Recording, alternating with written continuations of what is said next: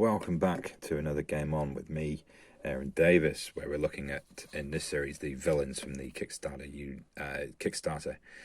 exclusive box from the Marvel United Kickstarter campaign. How many times can I say Kickstarter in one video, do you think? Anyway, so this time we're looking at Kingpin. So this one has a special setup as well. Let's take a quick look at the mini, actually, before we get into it. This one just, this sings Kingpin to me. This is what I would expect from a Kingpin mini. That's significant size there. He sort of scales well with Rhino and a couple of the others. Makes Corvus Glaive look a bit small. Okay, shuffle 6 plan tokens and place 1 each location. Okay, so that must be these things. I did wonder because they look like money around the edge to me. Like this makes me think of cash. So I think it was probably maybe leaning towards Kingpin and who was going to use them, but not sure. Okay. Special rules: when a hero is KO'd. Oh, yeah. Sorry, I didn't guess what he might have, but it's probably a bit late now. Kingpin doesn't activate his BAM, instead he plays on the master plan card. Yeah, he's a schemer, right? Kingpin schemes, so I'd expect him to have lots of ways of playing extra master plans. He's also tough, so yeah, we'll be dealing damage as well.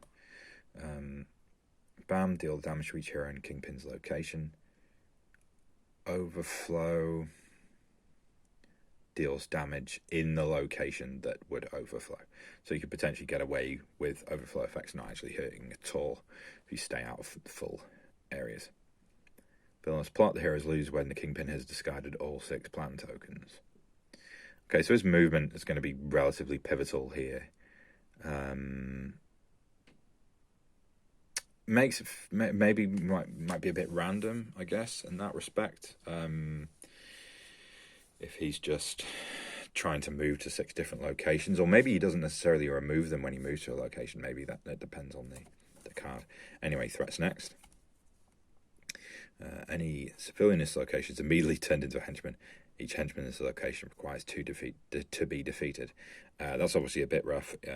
You might struggle to hit that card, the rescue card, if this is going off. Yeah, that's quite nasty. Bullseye, cool. Of course, Bullseye will be coming up later as well.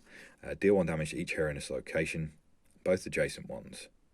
Discard a civilian from each of these locations without heroes. Okay, so you get another way they're thinning out the civilians. So at the moment, tactically, you maybe want to prioritize defeating henchmen and getting rid of crises over rescuing civilians, because they're going to be removing them.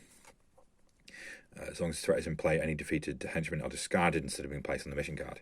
Okay, so there's 2 of these. So these are your priority, I would say. I would prioritize these and probably them afterwards, because it looks like, this one just means you can't rescue civilians. I would probably just leave these in play, focus on these 4, obviously depending on what special effects they're covering, if they're covering something you really need. But yeah, I'd focus these 4 and just let civilians go, unfortunately. Maybe not very heroic of me, but it's tactically sound, at least it feels that way. Let's have a look at his cards. No move BAM. Probably could expect that. Interesting. So 3 henchmen in 1 place. So we might be expecting some more non-standard placements here. BAM. Yeah. Interesting. That's placing a lot of tokens. This is potentially damage across half the board with the overflows. Advance a plan. So place him in the location with the lowest numbered plan token and discard it. So none of these allow him to discard plans. So there are only 6 cards that do. 1, 2, 3, 4, 5. Which does mean, because with a lot of villains, sort of after they play their last card, you've got a couple of actions left to beat them. You don't have that with Kingpin, because once he's played his last card, he will have played all 6 of these, which means he will have removed all 6 tokens. So you already have less time to beat him than you might have with others. And also when KO'd, playing an extra Master Plan card just reduces that clock even further. But having said that, he doesn't do a whole lot of damage. And with Bullseye, if you take Bullseye out quite quickly, that Bullseye is probably his main way of dealing reliable damage, other than the overflow. But that's sort of something that you'll naturally be keeping on top of anyway as part of general gameplay. What do I think? Interesting.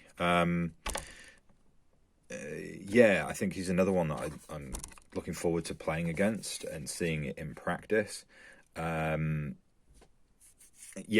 luck element with him is probably what I would say is quite a negative. What we could be looking at here is him winning after he's played 6 cards, if those are the 6 on the top, or even faster if he's managing to knock people out. But it could also mean that he can't win until his very last card. So, yeah, and with certain characters, I believe there are characters that can discard cards.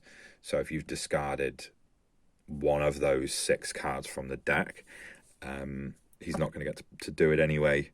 Which is the same difference, functionally, discarding a card from in his case, discarding it or moving a Master Plan card to the bottom is functionally the same.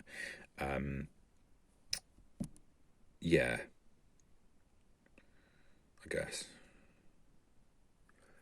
Maybe not quite, but anyway, next time we'll be looking at Kang. So see you again soon.